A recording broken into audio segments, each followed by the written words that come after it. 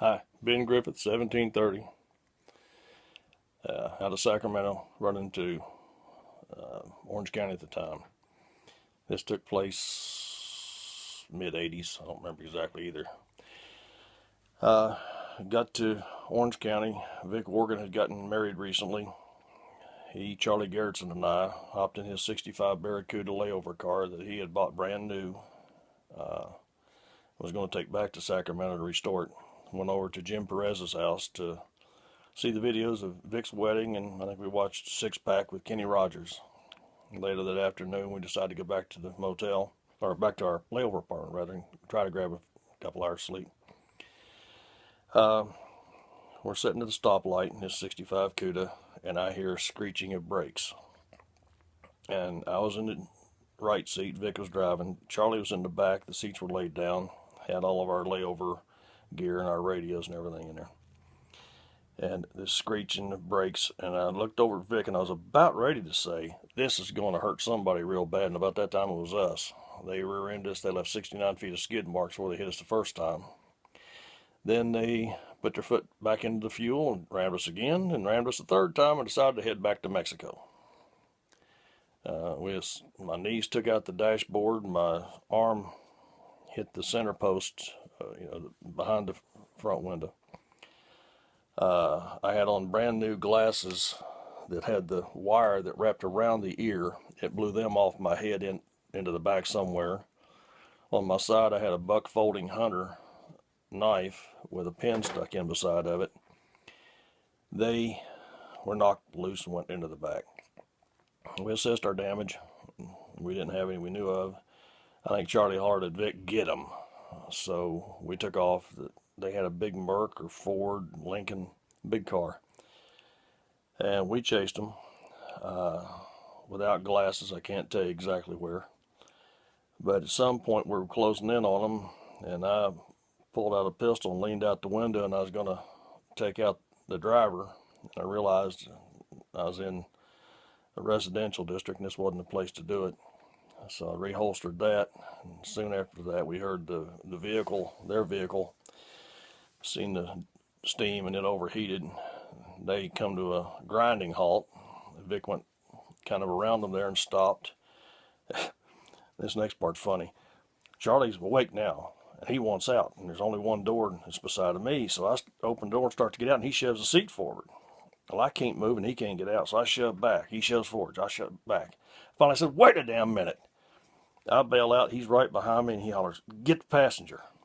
So I run around, and I figure I'm in a bad district of town. I'm about ready to get killed, to be honest with you.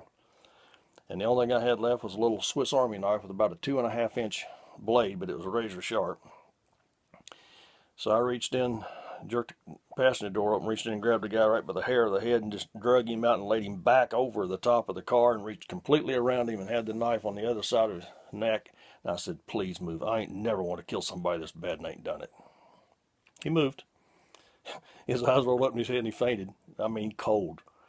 I escorted him quite gingerly, as you would understand, down to the lava rock and limestone parking strip, and put my knee in the middle of his neck and took his left arm up behind him and touched his right ear with it, and was holding it there and had the knife against his throat, waiting for him to wake up and do something real stupid. And not 30 seconds, here comes a cop sliding up, the lights and siren, slides to a stop, and he hollers at me, says, "You got yours? Your buddy's having trouble." Charlie wasn't having no trouble. Charlie's having fun.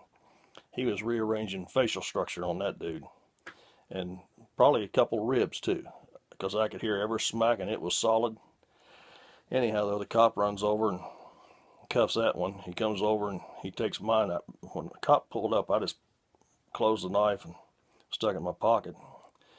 And as he's putting the jury of justice on my perp, he says, "You blew it." And I said, "What do you mean I blew it?"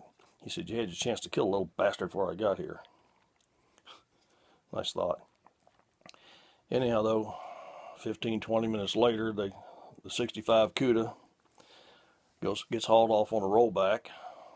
Here we stand in the middle of a subdivision somewhere in Orange County with all of our radio gear and our layover bags and no transportation, So I asked one of the guys that lived around there, I said, can I use your phone? He said, sure. And I went and called Steve Thornton at Orange County, told him what happened, we needed a ride. Came and picked us up, and that's bad enough. Then when I got there, Porfy was the dispatcher.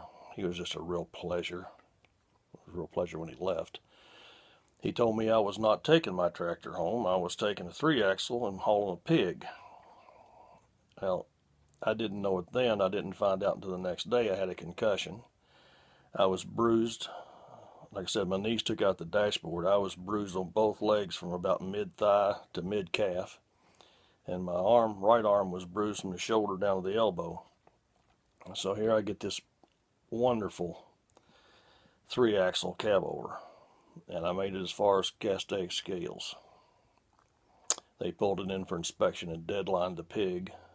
And I had to bobtail that darn 3-axle all the way to Sacramento and could hardly stay awake. I mean, I was rough shape that night.